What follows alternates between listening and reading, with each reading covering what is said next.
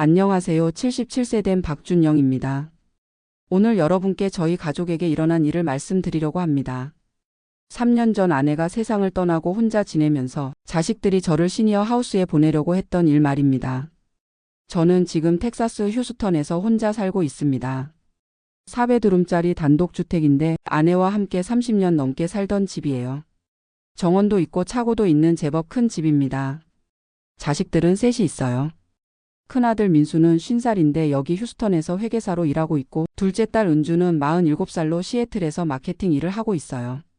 막내 아들 민호는 44살인데 댈러스에서 컴퓨터 관련 일을 합니다. 저는 정유회사에서 33년간 화학 엔지니어로 일했어요. 62살에 조기 은퇴를 했죠. 그때부터 지금까지 15년 동안 소규모 부동산 임대업을 하면서 지내고 있습니다. 콘도 2채를 임대 주고 있어서 한 달에 $3,500 정도 들어오고 소셜 시큐리티로 $2,400 받으니까 생활하는 데는 전혀 문제가 없어요. 그런데 3년 전 아내가 췌장암으로 세상을 떠나고 나서부터 자식들이 걱정을 하기 시작했습니다. 처음에는 자주 안부를 묻고 도움이 필요한 건 없는지 물어보더니 점점 제가 혼자 사는 것에 대해 우려를 표하기 시작했어요.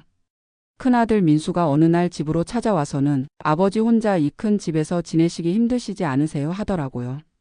계단도 있고 정원 관리도 해야 하고 만약에 집에서 쓰러지시기라도 하면 누가 알겠어요 그러면서요. 은주도 시애틀에서 전화를 자주 걸어와서 아버지 시니어 하우스에 대해서 한번 알아보시면 어떨까요 하고 말하기 시작했습니다. 거기서는 식사도 해주고 청소도 해주고 응급 상황이 생기면 바로 도움을 받을 수 있다면서요. 막내 민호까지 가세해서 아버지 나이도 이제 77세인데 안전을 위해서 고려해 보시라고 했어요. 셋이 다 똑같은 소리를 하니까 미리 짜고 온 것 같더라고요.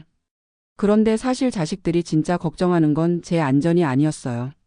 민수는 자녀 둘이 대학에 다니고 있어서 등록금 부담이 크고 은주는 시애틀에서 집을 사면서 모기지 페이먼트가 만만치 않고 민호는 회사를 그만두고 창업을 준비하고 있어서 자금이 필요한 상황이었거든요. 제가 시니어 하우스에 들어가면 이 집을 팔 수 있고 그러면 $45만 정도 될 텐데 그 돈으로 자식들 경제적 부담을 덜어줄 수 있을 거라고 생각한 것 같아요. 민수가 직접적으로 말하지는 않았지만 아버지께서 혼자 계시는 동안 집값만 떨어지고 유지비만 나가는 것 아니냐, 차라리 팔아서 안전한 곳에 투자하시는 게 어떠실까 하는 식으로 돌려서 얘기했어요. 은주도 마찬가지였고요. 시니어 하우스에서는 의료진이 상주하고 있어서 더 안전하다.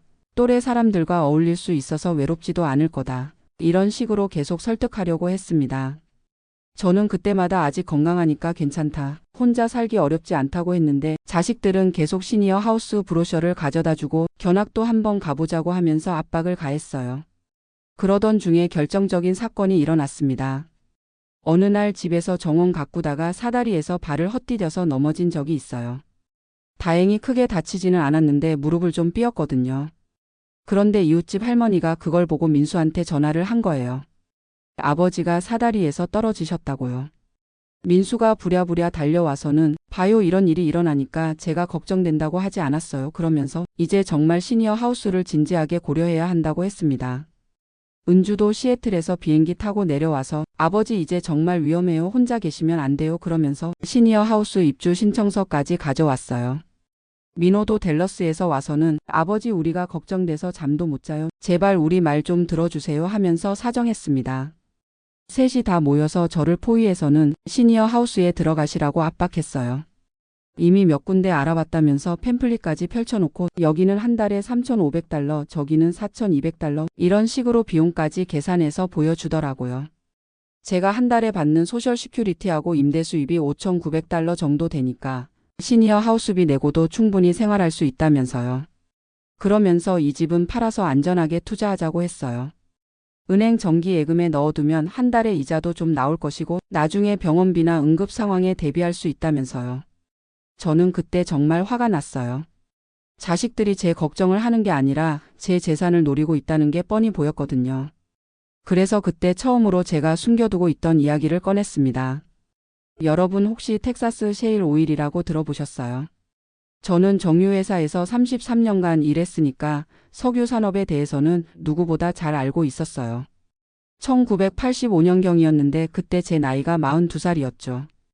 회사 동료 중에 짐 톰슨이라는 친구가 있었는데 어느 날 구내식당에서 만나서 이런 얘기를 하더라고요. 텍사스 셰일 지역에 새로운 기술로 석유를 뽑아내는 회사들이 생기고 있다. 아직 초기 단계라서 투자 기회가 있다는 거였어요. 처음에는 반신반의했죠. 그때까지 저는 투자라고는 은행 적금밖에 안 해봤거든요. 월급 받으면 생활비 빼고 나머지는 무조건 저축하는 게 제 방식이었어요.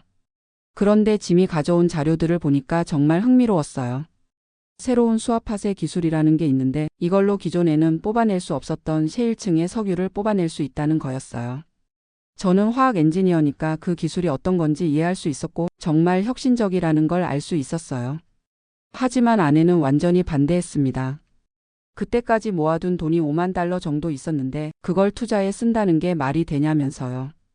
우리가 얼마나 힘들게 모은 돈인데 투자해서 잃으면 어떻게 하냐고 하면서 완전히 반대했어요.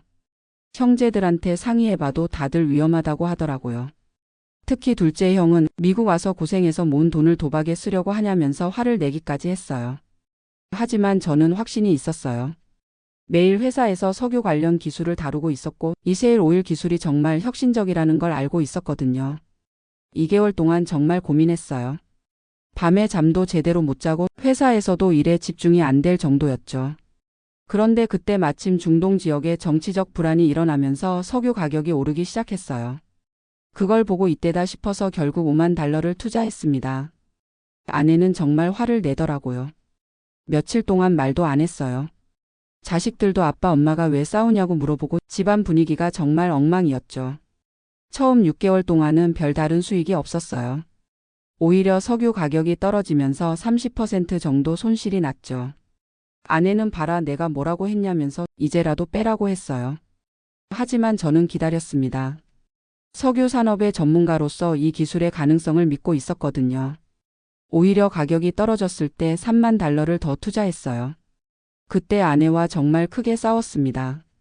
명자가 울면서 당신이 미쳤냐 우리 살 길을 막으려고 하냐고 소리를 지르더라고요. 저도 화가 나서 내가 이 분야 전문가인데 내 판단을 믿어달라고 했죠. 그렇게 한동안 냉전 상태가 계속됐어요. 그런데 1년 반 정도 지나니까 상황이 바뀌기 시작했어요.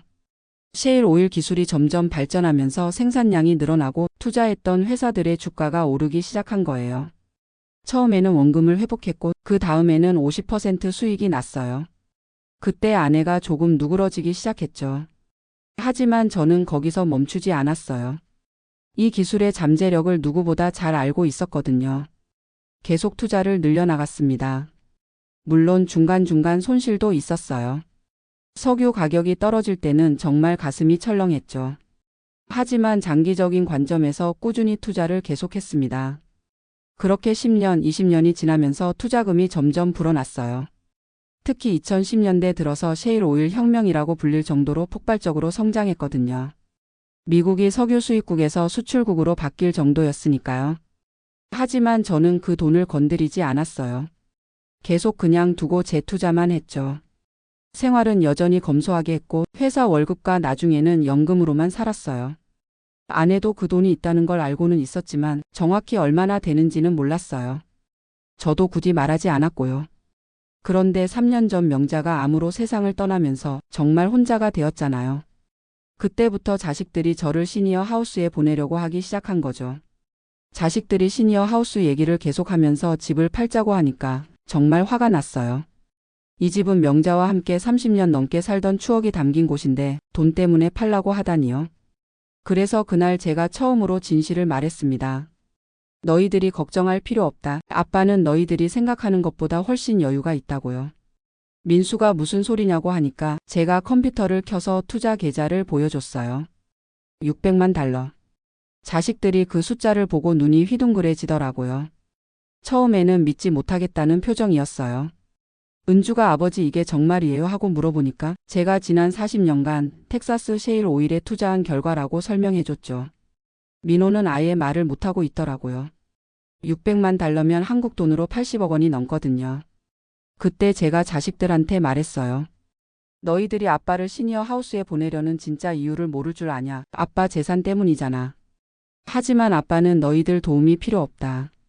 오히려 너희들이 도움이 필요하면 얘기해라. 자식들이 그제서야 정신을 차리고 아버지 정말 죄송합니다. 우리가 잘못 생각했습니다 하더라고요. 하지만 저는 그때 정말 실망했어요.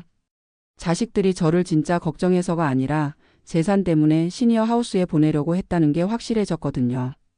그래서 그 자리에서 결정했습니다. 나는 이제 내가 하고 싶은 대로 살겠다고요.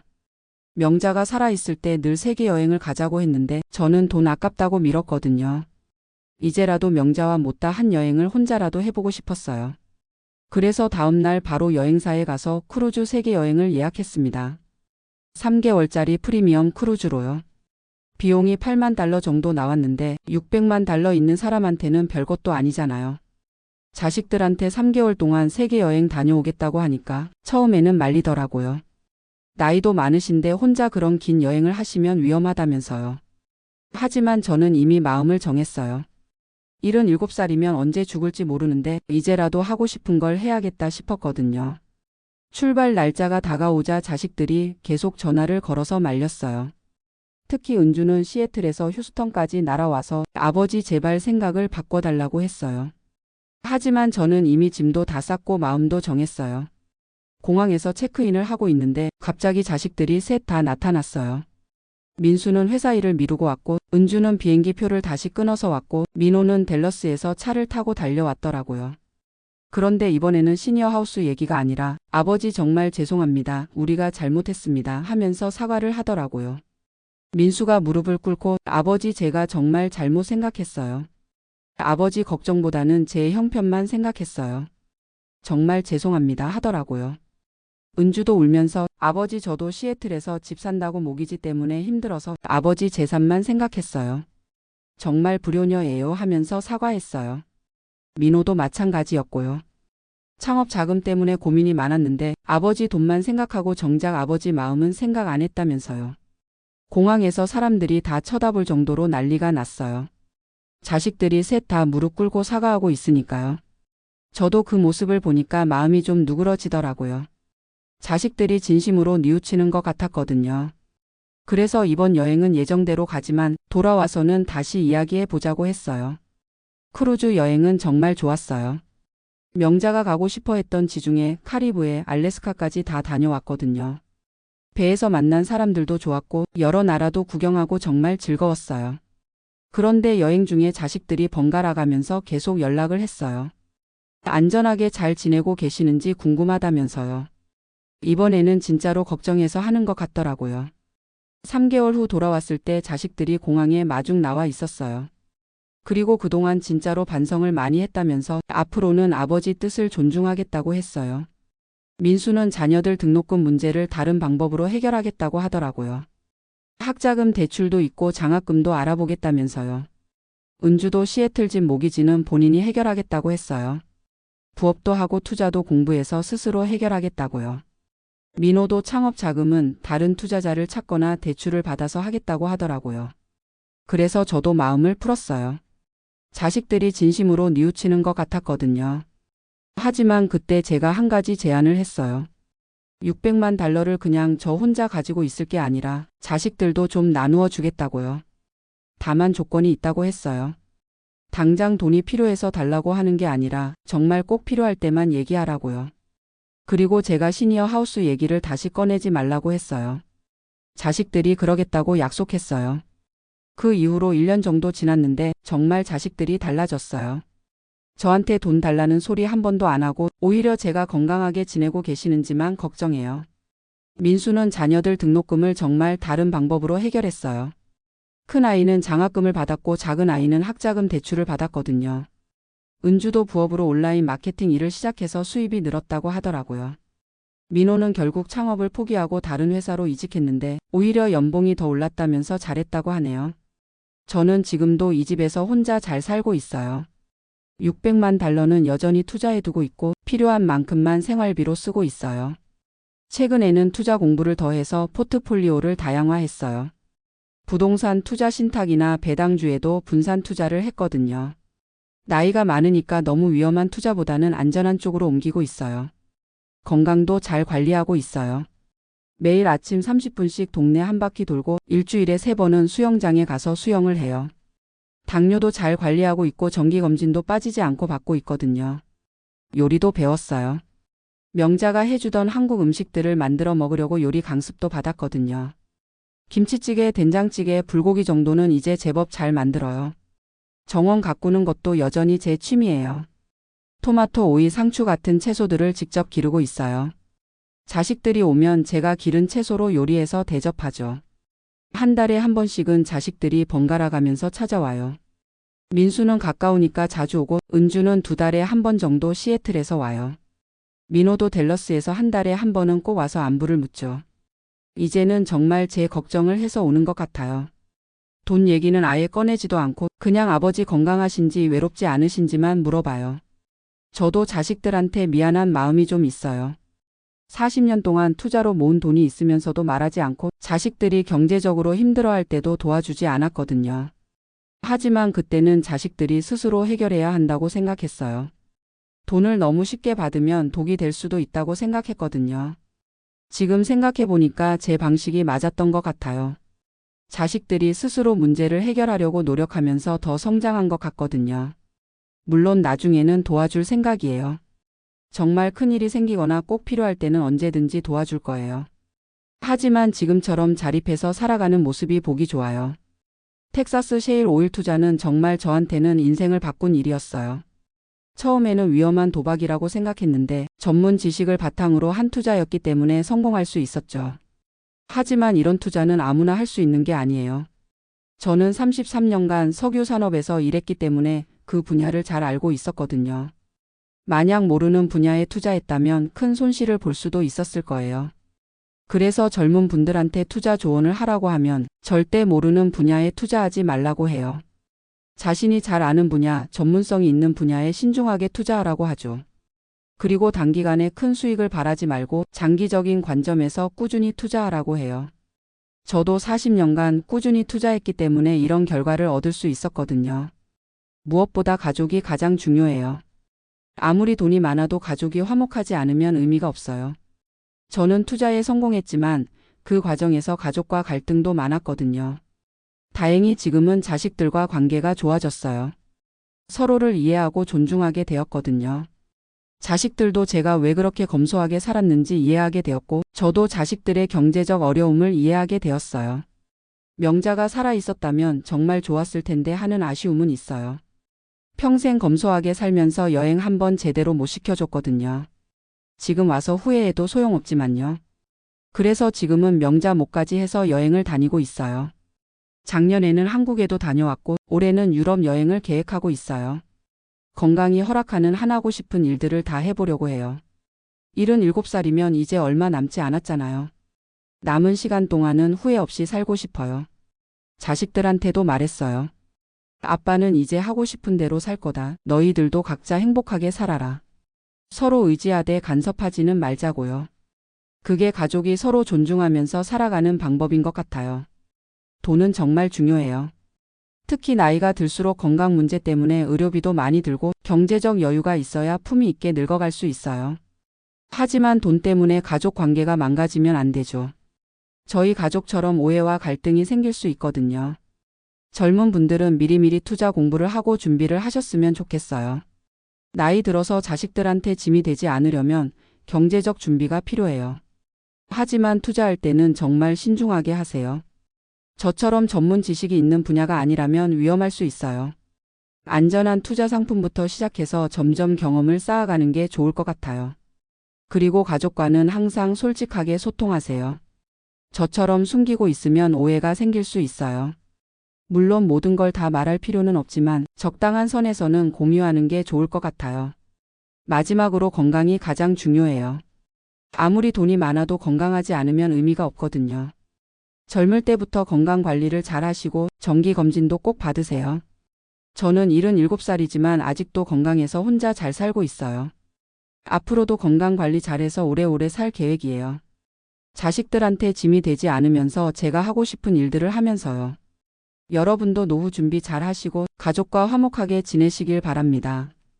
돈도 중요하지만 가족의 사랑과 건강이 더 소중하다는 걸 잊지 마세요. 감사합니다.